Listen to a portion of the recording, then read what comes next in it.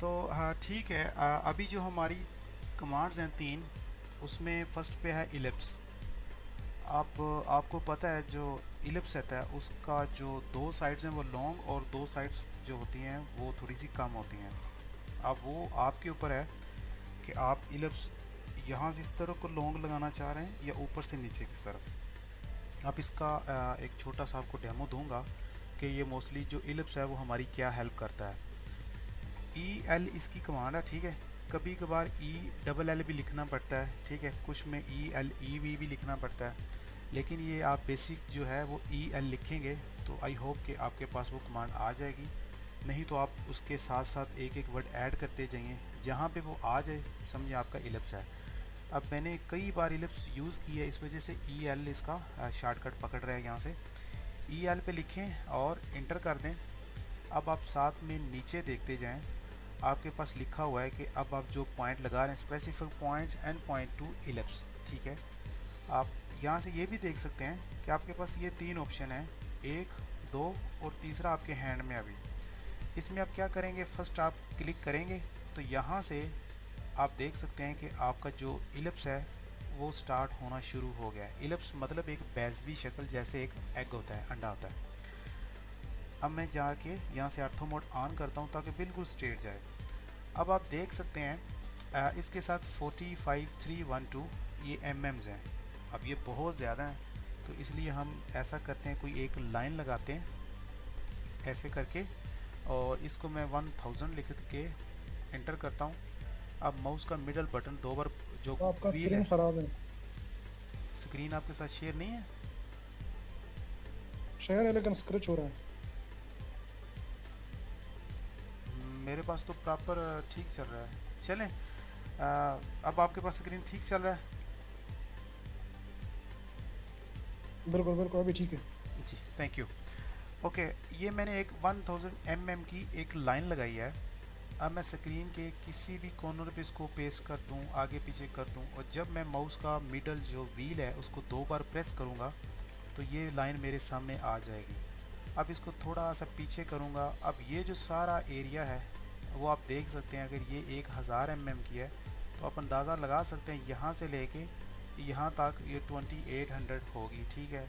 और ऊपर से नीचे भी अंदाज़ा लगा सकते हैं। तो अब मैं कोई भी लाइन लगाना चाहता हूँ, मुझे पता हो कि मैं स्क्रीन के अंदर रहना चाह रहा हूँ, अगर ये 1000 है तो आप 2000 लगाएंगे तो आपको लाइन इसके बीच में ही नज़र आएगी, ठीक है।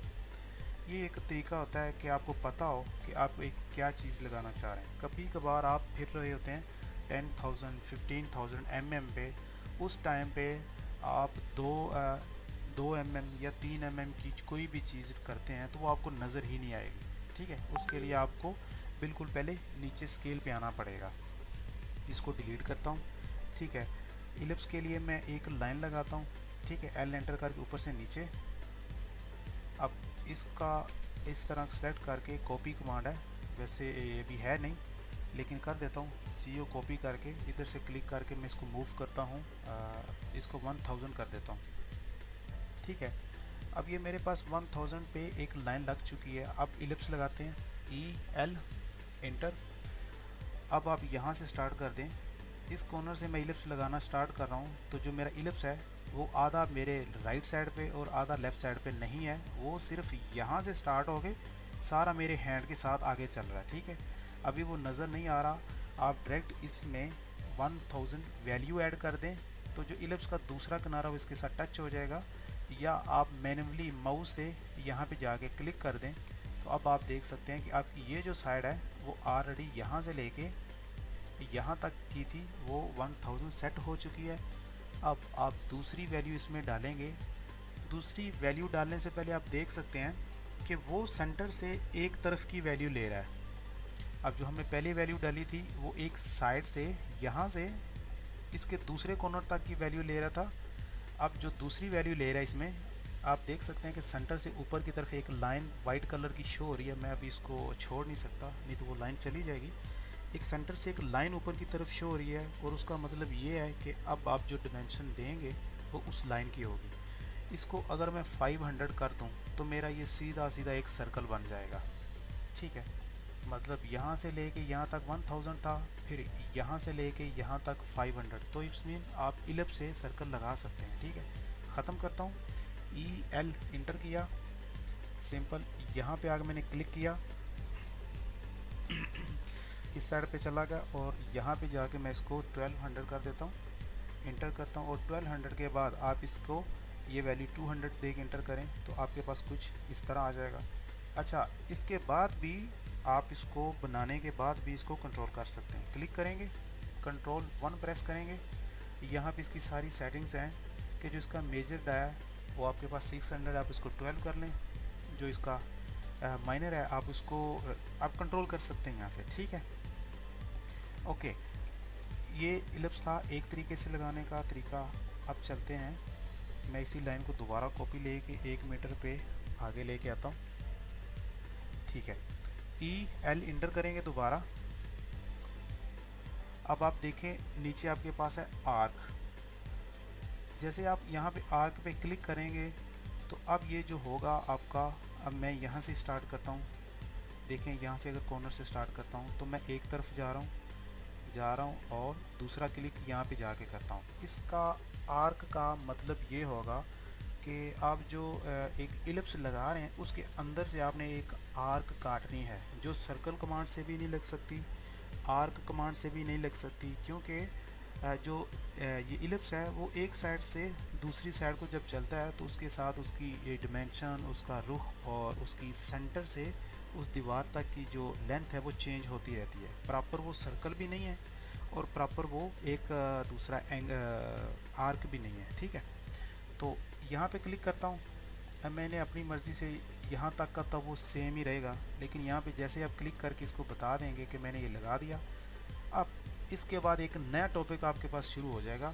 ठीक है, वो किस वजह से शुरू हुआ, क्योंकि आपने नीचे A प्रेस किया था आर्क। अब आप इसी ही जो आपने लगाया हुआ इलिप्स के अंदर से आर्क काटना चाह रहे हैं। आप चाहते हैं कि मैं यहाँ से लेके यहाँ तक एक आर्क बनाऊँ। ठीक है, तो उसके लिए जो आप फर्स्ट क्लिक करेंगे आपको मेक श्योर करना है कि उस क्लिक के बाद आपने एंटी क्लॉकवाइज चलना है। अगर आप यहाँ पे क्लिक करेंगे आपको आर्क यहाँ से लेके ये वाली चाहिए, तो आप यहाँ से क्लिक करके वापस आके क्लिक नहीं करेंगे, आपको पहले यहाँ पे क्लिक करनी है। ठीक है, यहाँ से क्लिक करके जब आगे की तरफ चलते जाएंगे तो ये बनता जाएगा। अब आप देखें ये उस आर्क की तरह नहीं है, ये एक इलिप्स की आर्क है। आप देखें यहाँ से जाके वो उसी तरह इलिप्स की तरह मुड़ रहा है। तो आप इस तरह की आर्क को कब यूज़ करते हैं, जब एक क्रेन आपकी कोई चीज़ इस साइड से लोड उठा रही है और फिर सेम साइड से वो दूसरी साइड पे उसी को रख रही है, तो उस वक्त हम इस तरह की एक आर्क बना के साथ में एक एरो लगा देते हैं। इट्स मीन कि क्रेन यहाँ पे स्लीव हो रही है। ठीक है, अब ये इसकी आर्क काटने का तरीका था। अब इसी तरह नीचे चलते हैं। आपको याद होगा अभी स्टार्टिंग में EL मैंने प्रेस करके इंटर करके जो इलिप्स था उसको मैंने स्टार्ट किया था यहाँ से। फर्स्ट क्लिक यहाँ पे की और दूसरी क्लिक मैंने यहाँ पे की थी। ठीक है, तो इसने आप देख सकते हैं इसका जो एक बाउंड्री सेलेक्ट कर दी थी। अब अगर EL इंटर करता हूँ, अब मैं जाता हूँ सेंटर में। सेंटर में मतलब ये रहेगा, अगर अभी मैं इसको यहाँ से शुरू करूँगा तो आधा मेरे राइट हैंड की तरफ चलेगा और आधा लेफ़्ट हैंड की तरफ। फर्स्ट मैंने क्लिक यहाँ से की, अब मैं ले जा के इसकी क्लिक वहाँ पे करता हूँ, तो अब ये इतनी जो बाउंड्री है ये घूम के दूसरी तरफ से होता हुआ बड़ा लगेगा। जैसे हमने एक सर्कल लगाया था, उस सर्कल का रेडियस और डायामीटर आप समझ सकते हैं। तो अब हम ऐसा समझें कि एक इलिप्स का रेडियस लगा रहे हैं, जो रेडियस 1000 है, तो ये जो इलिप्स होगा ये 2000 पे इसकी ये वाली जो मेजर है डिस्टेंस होगी। इस पर क्लिक करता हूँ, आप देखें कि उसने 1000 एक साइड पे और 1000 दूसरी साइड पे सेट कर दिया। अब आप जो इसकी दूसरी चीज़ है जो सेंटर पॉइंट से आउट वाली साइड पे है वो आप डिमेंशन सेम उसी तरह कंट्रोल कर सकते हैं। 200 लिखें, 300 लिखें, 400 लिखें। ठीक है, ये भी हो गया। अब मैंने आपको बताया था कि इस एलिप्स को हम यूज़ मोस्टली कहाँ पे करते हैं। मैंने अभी तक शायद इसको अपने करियर में शायद 2 से 3% यूज़ किया होगा, लेकिन कोई भी आप लिफ्टिंग प्लान बना रहे हैं, आपको थोड़ा सा ये एक आपके पास क्रेन है, एग्जांपल दे रहा हूँ, क्रेन नहीं है, इसका ये बूम जा रहा है, यहाँ से वर्टिकल एक लाइन लग गई। ठीक है, अगर इसी का मैं फ्लोर प्लान बनाऊं तो ये मेरे पास क्रेन है, मैं इसको थोड़ा सा इस तरह मूव या कॉपी करके इधर ले जाता हूँ। अब यही लाइन रहेगी, इसके ऊपर मैं एक सीधी लाइन लगाता हूँ। अब मेरी जो क्रेन है यहाँ सेंटर से यहाँ तक आ रही है और एक लाइन लगाता हूँ कि क्रेन का बूम सेंटर से इस तरह जा रहा है। अब आपका ये जो है फ्लोर प्लान है जिसके अंदर आपको इसके आउटरिगर्स नज़र आएंगे इस तरह। आप समझ सकते हैं इसका फ्लोर प्लान। ठीक है, ये बना देता हूँ और ये कर दिया। अब उसके बाद आपके पास ये वाला जो व्यू है, इसमें जो आपके आउटरिगर हैं वो आपको इस तरह ज़मीन के ऊपर लगे हुए नज़र आएंगे। ठीक है, अब आप समझ सकते हैं कि ये आपका एलिवेशन व्यू है और वो आपका टॉप व्यू है। अब आप एलिवेशन व्यू के अंदर कभी भी ये वाला व्यू नहीं दिखा सकते कि क्रेन, एलिवेशन व्यू के अंदर हम यहाँ से सीधा ये दिखा सकते हैं कि ये कितना दूर है, लेकिन आप एक्चुअल में क्रेन कहाँ से उठा रही है, थोड़ा सा डायगोनल से। तो ये चीज़ दिखाने के लिए हम कभी कभार इसी तरह के एक छोटा सा इलिप्स यूज़ करते हैं जिसको अपनी मर्ज़ी से कंट्रोल करते हैं इस तरह, और इसको ऐसे करके इसके सेंटर से एक लाइन लगाता हूँ ऊपर की तरफ। यहाँ से लाइन लगाऊंगा ऊपर की तरफ, और यहाँ से एक लाइन लगा लूँ, पॉली लाइन लगा लूँ, जिसको मैं इस तरह सेंटर में दिखाता हूँ। अब इससे ये पता चलता है कि क्रेन है जो इस जगह पर खड़ी है वो बिल्कुल अपने फ्रंट साइड यहाँ से नहीं उठा रही, इसको थोड़ा सा उधर से उठा रही है। मतलब जो इलिप्स है इसका ये वाला जो कॉर्नर होगा ये आपकी क्रेन के बिल्कुल फ्रंट पे रहेंगे, बैक साइड पे ये हमारी फ्रंट साइड होगी, ये बिल्कुल इसकी राइट साइड होगी और ये लेफ़्ट साइड। तो अब हमने इसको बताया कि आप बिल्कुल राइट साइड से नहीं, बिल्कुल बैक साइड से नहीं, उसके सेंटर से लोड उठा रहे हैं। तो ये छोटा सा हम उसमें एक छोटा सा ये इतना सा ये भी जो ऑब्जेक्ट बनाया है ये हम दिखा देते हैं, उससे पता चल जाता है कि आपकी ये जो क्रेन है वो बिल्कुल अपने फेस से नहीं उठा रही, थोड़ा सा आगे से उठा रही है। कुछ टाइम हम इसके ऊपर आप इधर दोबारा इलिप्स लगा लें, EL एंटर, यहाँ से यहाँ पे क्लिक किया और आप सॉरी यहाँ पे आप सेंटर वाला इलिप्स लगाएंगे, EL सेंटर आप क्लिक कर लें यहाँ पे, क्योंकि क्रेन के सेंटर से यहाँ से एंटर करें, क्लिक करके ये इसको थोड़ा सा वापस लें ऐसे। अब इसका कलर आप मध्यम कर दें, ऊपर जो यहाँ से हल्का सा मध्यम कर देंगे कि ये आपकी सिर्फ एक क्रेन का जो रोटेशन है, जो रेडियस एक लाइन है, ये वो वाली लाइन है। यहाँ से कोई भी कलर कर दें जो प्रिंट के अंदर बहुत मध्यम आएगा। अब आप ये लाइन यहाँ से दिखाने की बजाय आप इसको यहाँ पे दिखा दें और इसको क्रेन के सेंटर में रख दें। अब आप देख सकते हैं कि क्रेन अपने फ्रंट से नहीं उठा रही, उस कॉर्नर से उठा रही है, जैसा कि आप इस व्यू के अंदर देख सकते हैं। मैंने आपको इलिप्स कमांड के बारे में बताया कि इसका हम कहाँ पे यूज़ कर सकते हैं। ठीक है, इलिप्स कमांड ये 3 टाइप थी। एक आप सेंटर से शुरू करते हैं, एक आप एक कॉर्नर से शुरू करके दूसरी साइड पे जाएंगे तो लगेगी, और तीसरी है उसको उसके बीच में से आर्क काटना। जल्दी से मैं एक बार फिर क्विक उसको रिवाइज़ कर देता हूँ आप लोगों के लिए। EL इलिप्स, ठीक है, इस कॉर्नर से शुरू कर रहा हूँ, दूसरे पे क्लिक कर रहा हूँ तो आपका इलिप्स का एक आउटर बाउंड्री लग जाएगी। वापस आएंगे, ये कम हो जाएगा, या आगे की तरफ जाएंगे तो आप ये वाली साइड मेजर रख सकते हैं या माइनर कर सकते हैं। ठीक है, अब उसके बाद फिर EL इंटर। अब आप आर्क लगाएंगे, मुझे इसी इलिप्स के अंदर से आर्क काटनी है। आर्क काटने तक तो ये सेम इलिप्स ही लगेगी, उसके बाद 2 ऑप्शन होंगे सिलेक्ट करके आर्क काटने के लिए। आर्क पे क्लिक किया, ये क्लिक किया, दूसरी क्लिक किया और इसको बाहर की तरफ ले जाके ये किया। अब आपने 2 क्लिक्स इसके ऊपर करनी है जितनी आपने इसकी आर्क काटनी है। मुझे यहाँ से यहाँ तक चाहिए, सिंपल आप आर्क लगा सकते हैं। अब EL इंटर करेंगे तो ये सेम आर्क इसी तरह ही लगेगी इलिप्स, लेकिन ये सेंटर से स्टार्ट होगी, आधी लेफ़्ट साइड पे और आधी राइट साइड पे। लगाने से पहले आपको इसको सिलेक्ट करना है सेंटर। अगर नहीं करेंगे तो सेम एज इट जैसे ये कमांड यूज़ हुई थी वैसे ये भी इलिप्स लगेगा। सेंटर लेंगे आप, यहाँ पे क्लिक कर देते हैं। ठीक है, अब मैं यहाँ पे जा क्लिक करता हूँ तो आप देखें कि दोनों तरफ वो लगी है। अब इसकी बाहर की तरफ जाऊँगा तो ये ऊपर की तरफ बढ़ जाएगा, वापस आऊँगा तो इलिप्स छोटी हो जाएगी। बस इलिप्स कमांड का यही काम था। इसको हम शायद कम ही यूज़ करेंगे लेकिन करेंगे। अब उसके बाद जाते हैं हमारे पास ड्रा अ पॉइंट या क्रिएट अ पॉइंट या पुट द पॉइंट। ये एक पॉइंट की कमांड है कि आप एक स्टार बनाते हैं, ठीक है। आप कोई भी किसी भी कंट्री का जो यूनिफॉर्म रहता है क्रिकेट का या किसी भी स्टार बना रहता है, आप सी प्रेस करके इंटर करें। ये मैंने एक सर्कल लगाया, फिर एक और सर्कल लगाना है मुझे इस तरह करके, या इसी सर्कल को कॉपी करेंगे। कॉपी की कमांड अभी नहीं बता रहा लेकिन करके बता रहा हूँ। यहाँ से इसको मैं ऐसे रखता हूँ, ओके।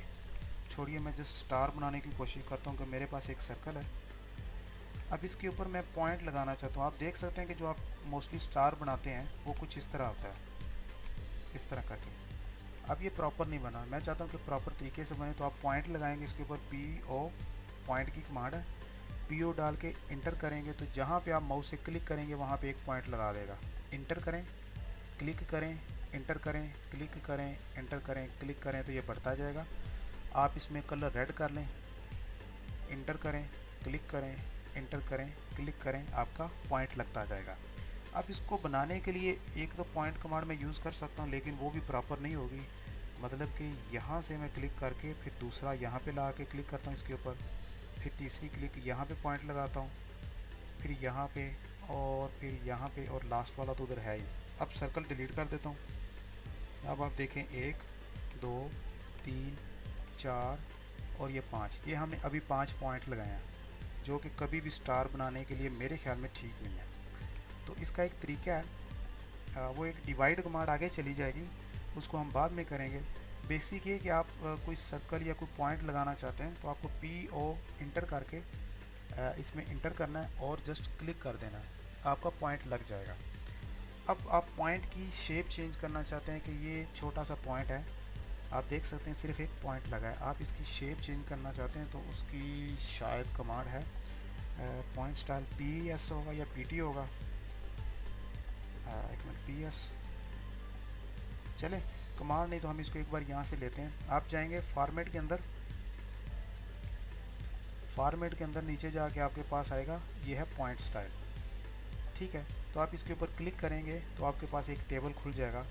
इस टेबल के अंदर आप बता सकते हैं जो आपने पॉइंट लगाया है उसको आप बिल्कुल खाली छोड़ना चाहते हैं कि आप जहाँ पे क्लिक करें पॉइंट नज़र ही ना आए, या इसको डॉट में शो करना चाहते हैं, प्लस में, मल्टीप्लाई में, स्मॉल लाइन में, सर्कल विथ डॉट, खाली सर्कल, आपके पास ये सारी ऑप्शंस हैं, ठीक है। आप इसमें से किसी पे भी क्लिक करके इसको ओके कर देंगे तो वो शेप इसमें चेंज हो जाएगी। अब इसका मकसद क्या है, एक लाइन है, हमने ये लाइन लगा दी। आप इसके ऊपर पी ओ करके इंटर करेंगे, इसके ऊपर मैं डॉट लगा देता हूँ, 1 2 3 4 5 6 7, ठीक है, ये मैंने लगा दिए। अगर ये मैंने क्रॉस सेलेक्ट ना किया होता तो ये डॉट इसी लाइन के साथ मिक्स हो जाने थे, मुझे पता ही नहीं चलना था कि मेरा ये डॉट कहाँ पे लगा है। तो इसलिए आप इसकी जो शेप है वो चेंज कर सकते हैं। दोबारा इसकी शायद टीपी कुछ इस तरह की कमांड है, पीटी या पीएस टीएस, अगर नहीं आ रही यहाँ पे तो आप यहाँ से इसको फॉर्मेट में जाएं, पॉइंट स्टाइल में जाएं और अपनी मर्ज़ी से जो आपको अच्छा लगता है पॉइंट स्टाइल चेंज कर सकते हैं। अब इसका एक और जो सबसे बड़ी वजह है कि जब आप वापस आएंगे जूम बैक करके तो यहाँ पे आके अगर आपने आर ई प्रेस कर दिया, आर ई करके इंटर करेंगे तो पॉइंट स्टाइल की जो ओरिजिनल शेप है, आर ई नहीं ले रहा, आर ई यहाँ पे इसको रिफ़्रेश नहीं कर रहा। कभी कभार ये होता है कि आपके ये जो पॉइंट्स हैं अभी आपको इतना बॉक्स नज़र आ रहा है। अब जब इस जगह पे आएंगे, जब आप उसको रिफ़्रेश करेंगे, आर ई रीजन की कमांड है, लेकिन लेना चाहिए, इसको नहीं ले रहा। मैं पॉइंट स्टाइल एक बार चेंज करके देखता हूँ, ये डिलीट किया, पी ओ इंटर किया, यहाँ पे एक पॉइंट लगाया और वापस आके यहाँ से एक बार आर ई करता हूँ, नहीं ले रहा। एक और न्यू फाइल ओपन करके देखता हूँ, शायद उसमें ले ले। न्यू फाइल आपने लेनी है एक ऐड वाली, ओपन किया, पी ओ इंटर किया, यहाँ पे आपने पॉइंट लगा दिया, सिलेक्ट किया, ना भी करें तो आपका जो ये है टेबल, ये सिर्फ पॉइंट स्टाइल चेंज करने के लिए, पूरी ड्राइंग में जितने पॉइंट्स होंगे उनको वो चेंज करेगा, हमें उसको सिलेक्ट करने की ज़रूरत नहीं है, ठीक है। अब वापस आता हूँ तो आर ई करता हूँ, आप देख सकते हैं मैं अगर यहाँ पे आके उसको आर ई करता हूँ तो वो उसी पोजीशन में आएगा जैसे सबसे पहली पोजीशन उसकी थी। आप देख सकते हैं वो बड़ा हो चुका है। एक पीओ लगाया मैंने यहाँ पे, एक यहाँ पे, एक यहाँ पे। अब देखिए मैं अगर इसको स्क्रीन को छोटा करके जाता हूँ, अब तो वो सारे छोटे हो गए, अब वो फिर बड़े हो गए। अब छोटे हैं, जैसे RE करूँगा तो वो फिर बड़े हो जाएंगे। अब बड़े होने के बाद आप इसके पास जाएंगे तो ये सारे बड़े के बड़े ही लगेंगे। आप देखेंगे ये पता नहीं क्या हो गया। ठीक है, तो आपको जहाँ पे जाना है वहाँ पे आपने स्टे करने के बाद RE रीजन आपने कमांड एंटर करनी है, तो ये वापस अपनी उसी पोजीशन में आएंगे जितना अभी इस स्क्रीन के हिसाब से इसका साइज़ नज़र आ रहा है। आप इसके पास जाके इसको RE करेंगे तो ये छोटा हो जाएगा, वापस आके RE करेंगे तो ये बड़ा हो जाएगा, लेकिन उतना होगा जो उसका साइज़ है। ठीक है, कभी कभार होता है एक ड्राइंग है, इस तरह कुछ ड्राइंग्स है, इसमें PO, इसमें कुछ इस तरह की ड्राइंग्स रहती है। आप इस जगह पे आके उसको RE करते हैं, जब आज के पास जाएंगे ना तो वो आपको इस तरह नज़र आएगा। अब देखने में ये बहुत कंफ्यूज है कि ये इतनी लाइंस मैंने लगाई नहीं, आई कहाँ से। ठीक है, तो इसके लिए आप थोड़ा सा जूम करके इसके पास जाके RE करेंगे तो सारे जो प्लस के निशान हैं वो छोटे हो जाएंगे। ठीक है, इसके लिए मैंने एक नई फाइल ओपन की थी क्योंकि उसको यूज़ कर रहे थे, शायद कोई कमांड उसमें आना या फिर। अच्छा, पॉइंट स्टाइल के बाद हमारे पास आती है ड्रा आर विजन क्लाउड। ये भी एक इम्पोर्टेंट कमांड है, इसको देखते हैं। इसको बंद कर देता हूँ। स्टार तो पता नहीं स्टार नहीं बना। आप जिस स्टार की बात कर रहे हैं वो स्टार एक कमांड से लगेगा, डिवाइड कमांड से। तो वो मैंने अभी बनाना, वो एक नई कमांड आपके सामने आ जाएगी, उसको समझाना पड़ेगा, इसलिए वो मैंने वहाँ पे छोड़ दिया है। मेन काम था आपको पॉइंट समझाना। जब हम एक डिवाइड कमांड है वो करेंगे तो उसमें हम इस तरह का वो काम करेंगे, याद रखिएगा। जब आएगा तो आप ही क्वेश्चन कीजिएगा, मैं जवाब दूंगा। ठीक है, अच्छा अब हमारे पास है ये ड्रा विजन क्लाउड। इसमें ये है, ये मेरे पास एक क्रेन लगी हुई है। ओके, ये मेरे पास एक क्यूमेंट है जिसको मैंने इंस्टॉल करना है। अब क्रेन के सेंटर से तो बूम नहीं होता, बूम थोड़ा सा पीछे रहता है। चले मैं एक एग्जांपल दिखा रहा हूँ। ये मेरे पास क्रेन का बूम है, ये इसका आउटरिगर है। सिंपल, मेरे पास ब्लॉक्स पड़े हुए हैं, मैं वो भी उठा के ला के यूज़ कर सकता हूँ, लेकिन फिर कमेंट आने शुरू हो जाएंगे कि हमें ये वाला चाहिए, तो मैं उससे बेहतर है कि ये ठीक है। अच्छा, ये हो गया। यहाँ पे आपके पास आप रेक्टेंगल कमांड कर चुके हैं। ये जो अब जितनी चीज़ें मैंने अभी ड्रा की हैं ये सब हम कर चुके हैं। सर्कल, लाइन, रेक्टेंगल, लाइन, फिर रेक्टेंगल, ये आप आराम से इतना बना सकते हैं। अब REC करेंगे, इस साइड पे फिर एक रेक्टेंगल लगा देंगे। आप समझें कि ये आपका एक स्ट्रक्चर है, और इस साइड पे आप समझें कि आपके पास एक बिल्डिंग है जो यहाँ से इस तरह स्टार्ट हो रही है। ओके, ये आपके पास एक छोटा सा सेटअप है कि आपने इस बिल्डिंग के फ्रंट पे क्रेन लगानी है, और ये जो पैब रैक है यह बड़ा स्ट्रक्चर है, स्टील स्ट्रक्चर है या कंक्रीट स्ट्रक्चर है, कॉलम है, आपने इसके साथ हटा के यहाँ पे इक्विपमेंट लगाना है। अब आपको इस एरिया को बैरिकेड करने की ज़रूरत पड़ती है, जो हम लिफ्टिंग प्लान में दिखाएंगे कि हम इस एरिया को बैरिकेड करना चाहते हैं। अब एक बैरिकेड करने का तरीका ये है कि आप एक पोली लाइन लगाने का मकसद क्या है वो अब यहाँ पे पता चलेगा आपको। PL एंटर करता हूँ। ठीक है, अब मैं इस बिल्डिंग के साथ साथ शुरू करूँगा। अब बिल्डिंग के साथ तो नहीं, 1 फुट छोड़ के बोलूँगा कि इस एरिया से कोई नहीं गुजरे। अगर हाँ, मैं अगर रास्ता देना चाह रहा हूँ तो इसमें से मैं थोड़ा सा हटा के भी कर सकता हूँ कि बैरिकेड इस बिल्डिंग से कोई 1 मीटर दूर है, ताकि इसके अंदर से किसी को आना जाना है तो वो गुजर जाए। लेकिन जब हम एक कॉलम या कोई वर्टिकल लिफ्ट कर रहे हैं तो हम अलाउ नहीं करेंगे कि कोई बंदा यहाँ पे आए। अच्छा, ये मैं बाउंड्री लगा रहा हूँ इसकी साइड पे। ठीक है, यहाँ तक ये क्रेन का आउटरिगर आ रहा है। ओके, इसके साथ फिर मैं इधर चला गया, यहाँ पे जा गया, फिर स्ट्रक्चर के साथ साथ वापस ऊपर लाइन लगाएंगे। ये एक पोली लाइन से लगाने का फ़ायदा है कि आप जहाँ पे इसको ख़त्म करेंगे और आप देखेंगे वो सारी एक बार में सिलेक्ट होगी। अगर यहाँ से यही चीज़ मैंने अगर लाइन कमांड से की होती, जितनी लाइनें मैं टच करूँगा बनाऊँगा नहीं, वो मुझे हर एक लाइन को सिलेक्ट करना पड़ेगा ऐसे, तो इसलिए हम पोली लाइन को इस्तेमाल करेंगे। ओके, अब आप देखें कि ये मेरे पास क्रेन है, ये बिल्डिंग है, ये स्ट्रक्चर है, ये बैरिकेड एरिया है। ये आपको कुछ खास नज़र आ रहा है? मेरे ख्याल में ये सिर्फ एक ऑब्जेक्ट है या लाइन है। आप इसके ऊपर क्लिक करें, इसका कलर चेंज कर दें, अब भी आपके पास एक बाउंड्री तो लग गई, लेकिन इस बाउंड्री से हम क्या लेंगे? क्या इतना एरिया पेव्ड है या ये ग्रेवल एरिया है? नहीं, वो हमें नहीं पता चलेगा। इसलिए हम एक रिव कबल जो है कमांड वो लगाएंगे, रिवीजन क्लाउड, वो इसको एक क्लाउड में कन्वर्ट कर देगी। आपको दिखाता हूँ, REVC, ठीक है। एक कमांड का नेम है REVC। आगे आप पूरा लिखेंगे तो फिर भी आएगी, नहीं तो REVC लिखेंगे, इनफ है। ऐसे इंटर करूँगा और अब मैं इसके साथ कुछ ड्रा करने की कोशिश करता हूँ, लेकिन उससे पहले आप ट्राई करें कि आपके पास जो ऑर्थो मोड है ये बंद रहे। मैंने इंटर कर दिया। ऐसे अगर ड्रा करने की कोशिश कर रहा हूँ तो आप देख सकते हैं कि रिव्यू जो है क्लाउड लगा है, लेकिन कुछ अजीब शेप का। अब जो एक क्लाउड है आप देख सकते हैं कि कुछ जैसे बादल बना होता है, ऐसे ऐसे और ऐसे। ये जितना मैंने लगाया उसमें सिर्फ एक बादल का, ये समझे कि एक क्लाउड का ऑप्शन आ रहा था। मैं अगर इससे बड़ा रिव क्लाउड लगाता हूँ, REV, इससे बड़ा लगाता हूँ तो शायद उसमें काफ़ी सारे आ जाएँ इस तरह, लेकिन ये इसको नहीं ले रहा। आप छोड़ दीजिए, हम सिंपल इसको रखते हैं। जब फ्यूचर में जाएंगे इसको सही से सीखेंगे। सिंपल आप रखें इसको, REVC करके इंटर करें और इसमें आप जाएं। नीचे आपके पास है आर्क, कि आप जो इसकी आर्क है, जो बादल बनेगा इस तरह, उसकी जो लेंथ है वो कितनी रखना चाहते हैं।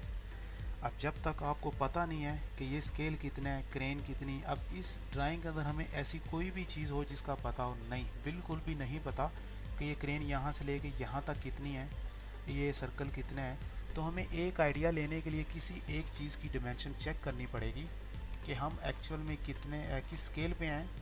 अगर हम इस क्रेन को प्रॉपर बनाएंगे तो हमारे पास स्केल रहेगा कि क्रेन ये कितनी लेंथ है, आउटरिगर टू आउटरिगर कितनी है। ये तो अभी मैंने अपने पास से बनाई है, इसलिए इसको यहाँ से यहाँ तक चेक करता हूँ। डबल क्लिक करता हूँ तो ये देखें अब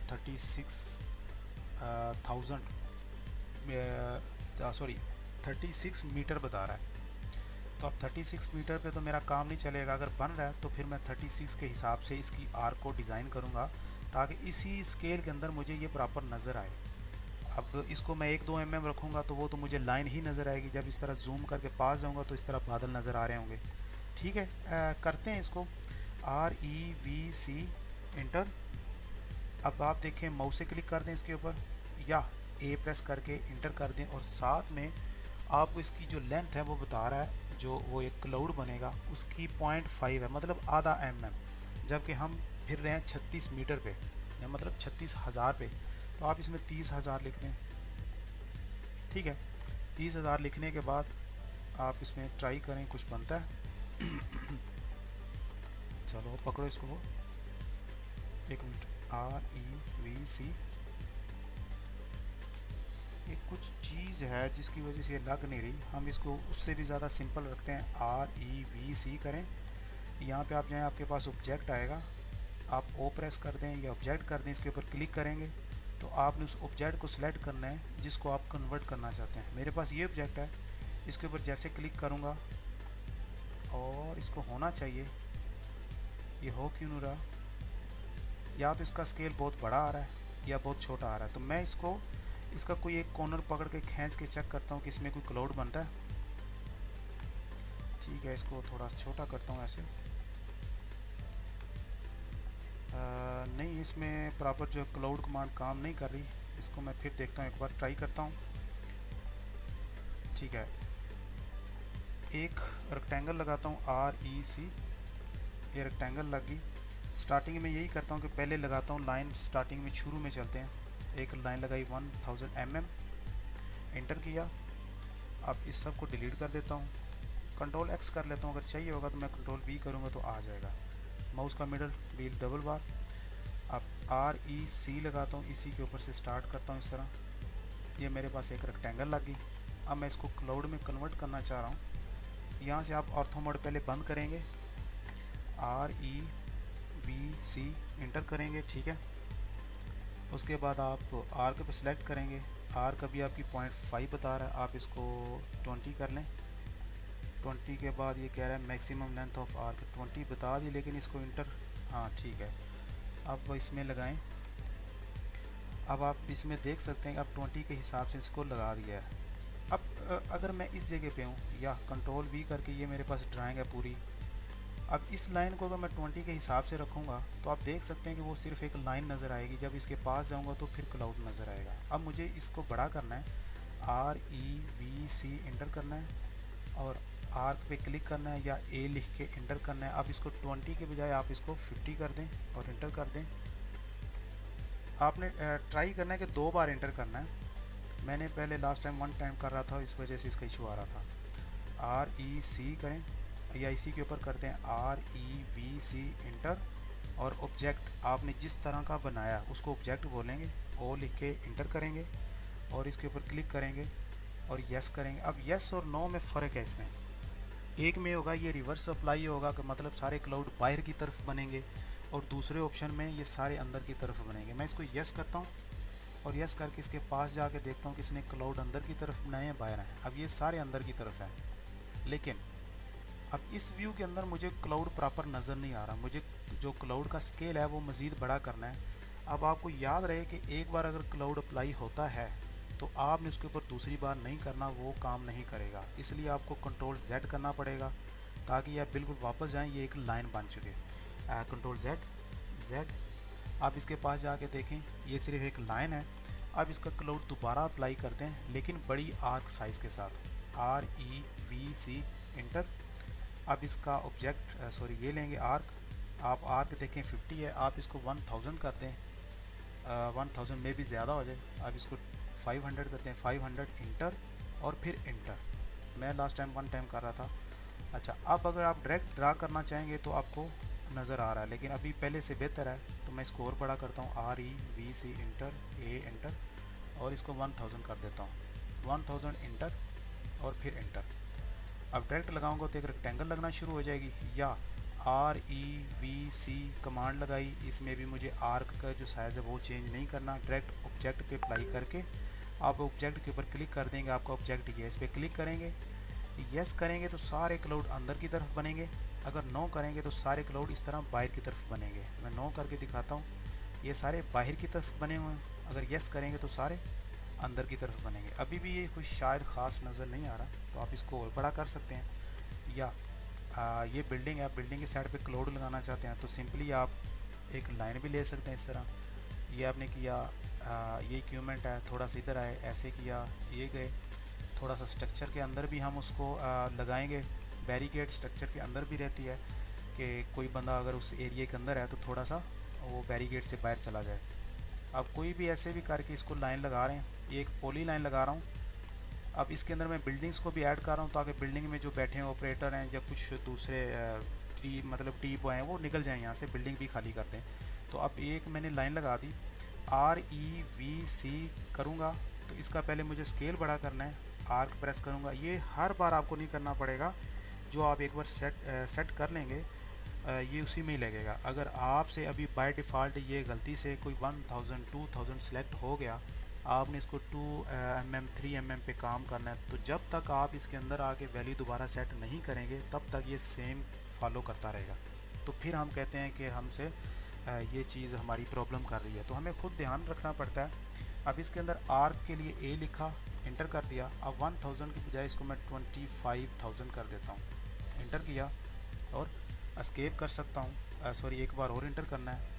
अब अगर यहाँ से मैं ड्रा करना शुरू करूँगा तो जो अभी मैं एक रेक्टेंगल या अगर लाइन ड्रा करूँगा वो इस 25000 पे लगना स्टार्ट हो जाएगी।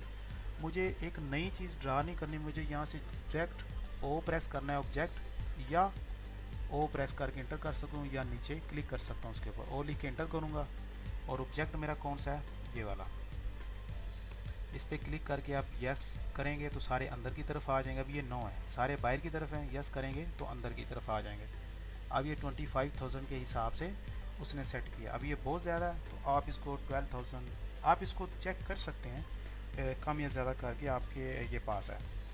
तो आई होप कि ये रिव क्लाउड, ये इसके सिर्फ 2 ही ऑप्शन मैंने आज तक यूज़ किए हैं और हमें करने भी यही हैं, क्योंकि ये जो एक कमांड रिव क्लाउड की वो सिर्फ हमारी लिफ्टिंग एंड रिगिंग के लिए AutoCAD वालों ने नहीं बनाई। इसमें बहुत सारे काम होते हैं, तो हम इसको सिर्फ अपने यूज़ के लिए उतना ही सीखेंगे।